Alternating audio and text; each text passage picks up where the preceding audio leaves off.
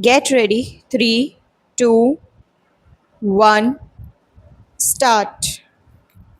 The plaintiffs submit that the present plea relates to the denial and non recognition of the beneficial interest of defendant number 2 of the shares held by the defendant numbers 3, 4, 5, 6, and 7 in defendant number 1. The cause of action arose on 31/12/2016 when the draft consolidated financial statement of defendant number 11 records deconsolidation of its accounts with those of defendant number 2 for the reason that there is absence of confirmation of beneficial ownership from the legally registered shareholders of the entities. Thus, on 31/12/2016, it became manifested that the recordal of declaration of beneficial interest of the defendant number 2 would no longer be caused to be made by those in control of defendant number 2 and its affairs, namely defendant numbers 3, 4, and 7, and which hostile action led to not only the denial of the recording of beneficial interest of defendant number 2 but also to deconsolidation with retrospective effect of its accounts with defendant number 11. With the deconsolidation of accounts, it became clear that a hostile action denying the beneficial interest of defendant number 2 stood taken by defendant numbers 3, 4, and 7.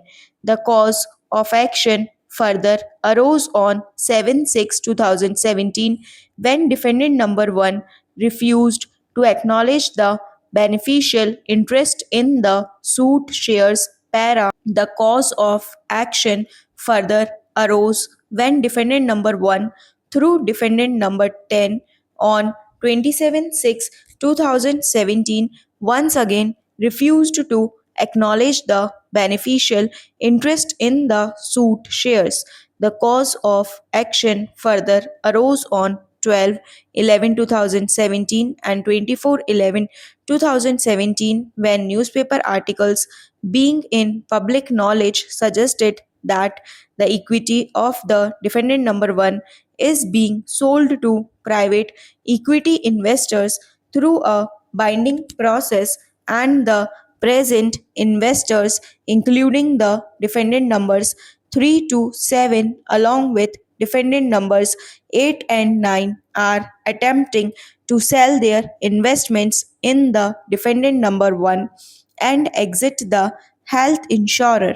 The cause of action further arose on 21/12/2017 when newspaper articles of the Economic Times being in public knowledge suggested that the five companies have been shortlisted to purchase the defendant number 1 and that the floor price of 5,500 crore has been put for the sale by the defendant number 1 para.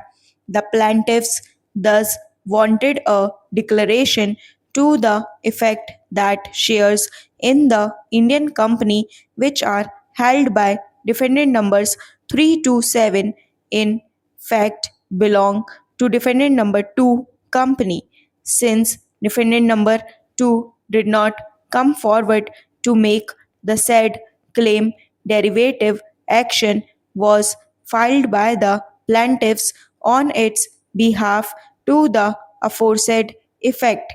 As per the plaintiffs, the High Court of Madras at Chennai had the jurisdiction to entertain the same inasmuch as one registered office of the Indian company is in Chennai.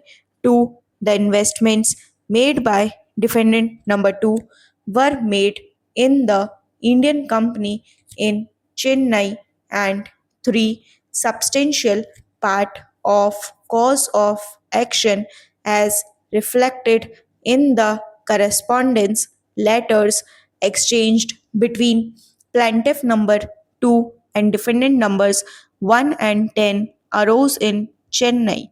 The contesting defendants questioned the territorial jurisdiction of the Madras High Court to entertain the said suit on the ground that no cause of action available to the plaintiffs to maintain the suit arose within the jurisdiction of the said court.